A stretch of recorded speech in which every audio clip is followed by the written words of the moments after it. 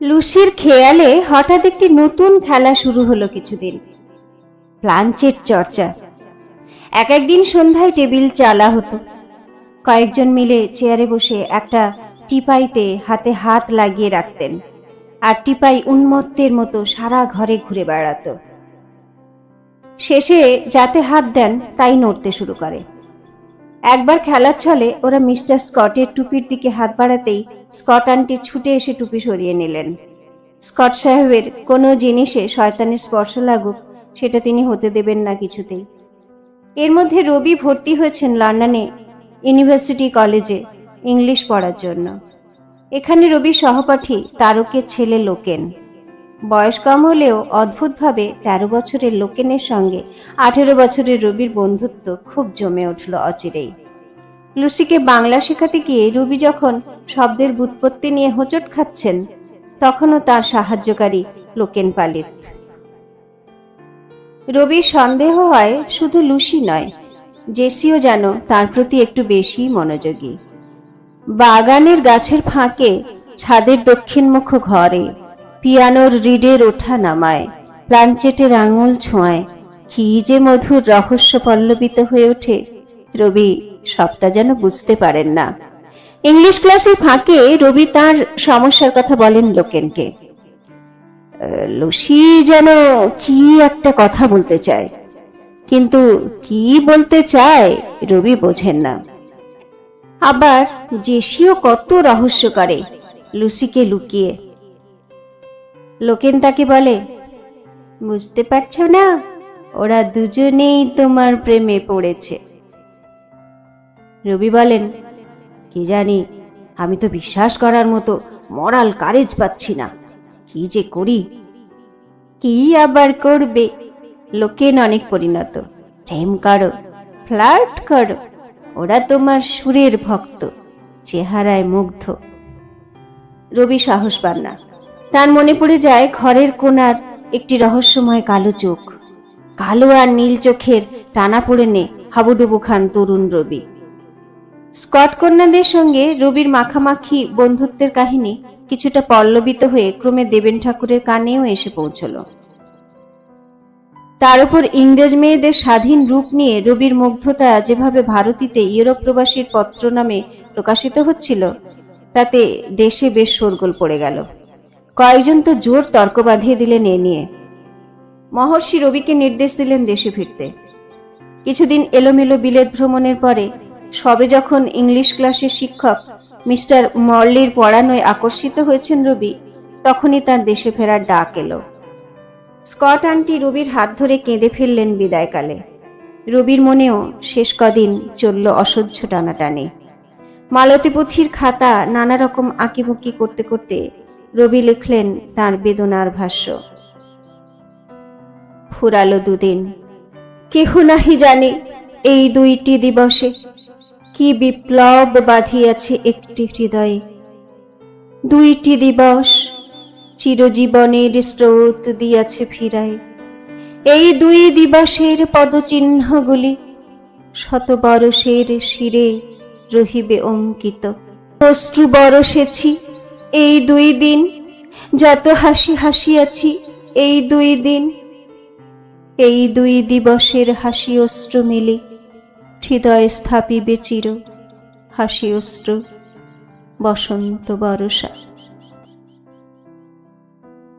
নিজের বেদনা চেপে রেখে ব্যারিস্টার বা আইসিএস হওয়ার চেষ্টায় জলাঞ্জলি দিয়ে দুই নীল নয়নার হৃদয়ে দাগা দিয়ে 1880 সালের বসন্তকালে দেশে ফিরে এলেন রবি।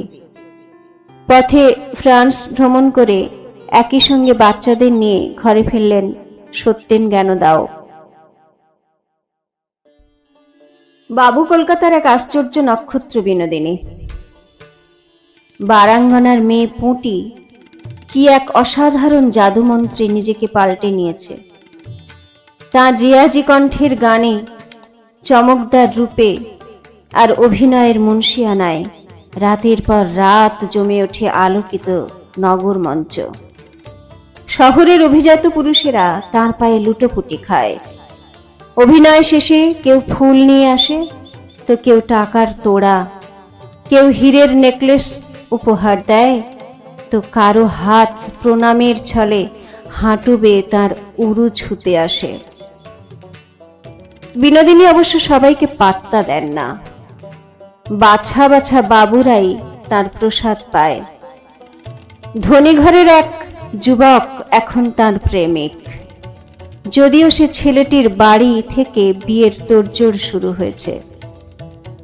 কিন্তু সবার উপরে গিরিশচন্দ্র, তিনি বিনোদিনীর ঈশ্বর। বিনোদিনীর বাড়িতে আজকাল প্রায়ই জমাটি আসর বসাচ্ছেন গিরিশ। অমৃতলাল বসু, অমৃতলাল মিত্রেরাও আসেন। কোনোদিন গিরিশ কিটসের কবিতা পাঠ করে শোনান, তো আর একদিন শেক্সপিয়ারের নাটক। কোনোদিন কাব্যালোচনা, তো কোনোদিন আবার বিলেতের অভিনেত্রীদের কথা। মিসেস সিডেন্সের লেডি ম্যাকবেথ চরিত্রে অসাধারণ অভিনয়ের কথা প্রায়ই বলেন গিরিশ। বিনোদিনী চাতকের মতো শুষে সব রস গ্রহণ করেন। নিজেকে গিরিশের মনোমতো করে তুলতে তার চেষ্টার অন্ত নেই। মলমলের নকশা কাটা উড়ানি উড়িয়ে, বিলিতি আতরের খুশবু ছড়িয়ে হঠাৎই এদিন সেখানে উপস্থিত হলেন জ্যোতি। গিরিশ বলে ওঠেন, এ কাকে টেনে এনেছিস বিনোদ? এই খারাপ পাড়ায় নটির ঘরে জ্যোতি ঠাকুরের উদয় হলো, লোকে যে আমাকেই দুষবে। কেন গিরিশ বাবু, আপনি এলে আমারই বা আসতে দোষ কোথায়? জ্যোতি বলেন, নটির কাছে নাট্যকারকে তো আসতেই হবে। জ্যোতি, তুমি বড় ঘরের ছেলে। গিরিশ তবু বললেন, তুমি এখানে এলে সমাজে অনেক কথা হবে, আমার কথা আলাদা। আমি সারাদিন নেশা করি, থিয়েটারের নেশায় যা খুশি করি। আমাকে নিয়ে কেউ কিছু বলে না, বললেও যায় আসে না। আমি আপনাকে আমার নতুন নাটক শোনাতে চাই। জ্যোতি গিরিশকে বলেন, আপনি অনুমতি না দিলে বিনোদিনী তো তাতে অভিনয় করতে পারবে না। বিনোদিনীর হীরের নাকচাবি ঠিকরে ওঠে। এতক্ষণ চুপচাপ শুনছিলেন তিনি, এখন বলে ওঠেন, আমি তো এখন ন্যাশনালে ছাড়া অন্য কোথাও থিয়েটার করব না। সরোজিনী করেছিলাম, জ্যোতি ঠাকুর বাবু। এখন আপনার নাটক কি করে করি বলুন তো? জ্যোতির হৃদয় সে মুহূর্তে যেন থেমে গেল, পৃথিবী দুলে উঠল। সরোজিনী, সরোজিনী, উফ, কি নিষ্ঠুর তুমি! বিনোদিনীর গা থেকে ভেসে আসা আতরের যে গন্ধ জ্যোতিকে পাগল করে, সেই গন্ধে এখন তার দম বন্ধ হয়ে আসে।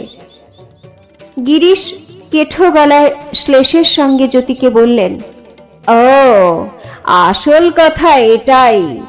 আমাকে নাটক শোনাতে চাওয়াটা একটা বাহানা, আসলে তুমি চাও বিনোদিনীকে। উপস্থিত দু একজন হেসে হেসে বললেন, বিনোদিনীকে কে না চায় মশাই, ঠাকুর একার কি দোষ করলেন? এসব হেজিপেচি লোকের ফোড়ন কাটায় জ্যোতির মানে লাগে, অথচ সত্যিই তো বিনোদিনীর টানে চুম্বকের মতো ছুটে এসেছেন তিনি।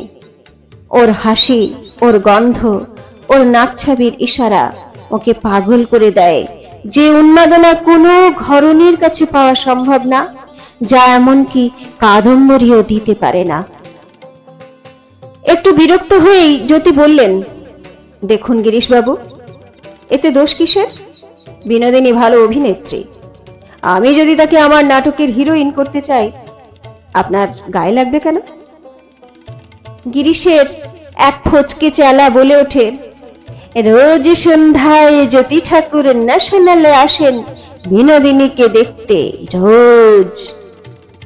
তাতে কি হলো? জ্যোতি ফুঁসে ওঠেন, আহা, রাগ করছেন কেন? বিনোদিনী জ্যোতির হাত ধরে অনুনয় করেন, ঠান্ডা হয়ে একটু বসুন দেখি। জ্যোতি তার দিকে তাকিয়ে বলেন, তোমার কাছে আসতে এত পাথরে ঠক্কর খেতে হয় কেন সরোজিনী? আহা, ওটা কি আমার নাম নাকি? বিনোদিনী লজ্জা পান।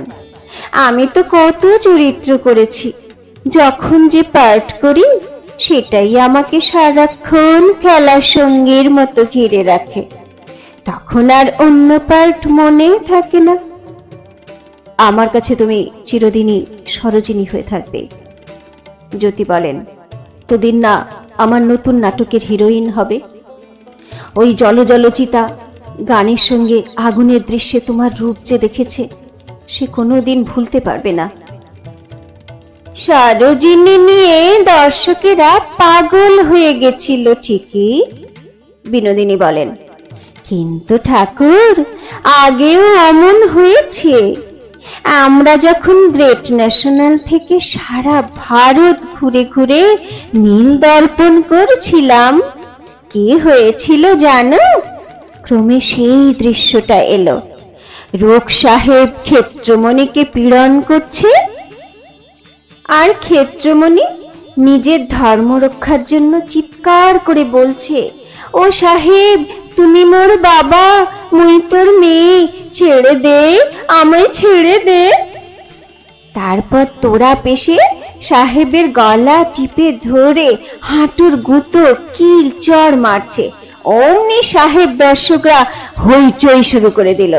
কতগুলো লাল মুখ গোড়া তরোয়াল খুলে স্টেজের উপর ঝাঁপিয়ে পড়ল। সে কি হুড়োহুড়ি চিৎকার! জ্যোতি বলেন, জানি বিনোদ, সেই অভিনয় দেখেই তো আমি তোমাকে সরোজিনীর পার্ট দেব ঠিক করলাম।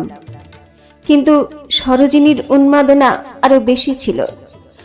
অন্যদের দিকে তাকিয়ে আবার বলেন, আপনারা দেখেননি সরোজিনী এত জনপ্রিয় হয়েছিল যে ওই নাটকটি গ্রামে গঞ্জে যাত্রাপালা হয়েও ছড়িয়ে পড়েছে। গিরিশের একটু গায়ে লাগে। বলেন, আপনি সরোজিনী ভুলতে পারছেন না? মেঘনাদ বধের 7টি চরিত্রে ওকে দেখেননি? বিষবৃক্ষের কুন্দনন্দিনীতে, মৃণালিনীতে ওর অভিনয় দেখে বঙ্কিম বলেছেন, আমি মনোরমার ছবি লিখেছিলাম, কখনো প্রত্যক্ষ চলে ফিরে বেড়াতে দেখব আশা করিনি। এখন বিনোদিনীর অভিনয়ে যেন জ্যান্ত মনোরমাকে দেখছি।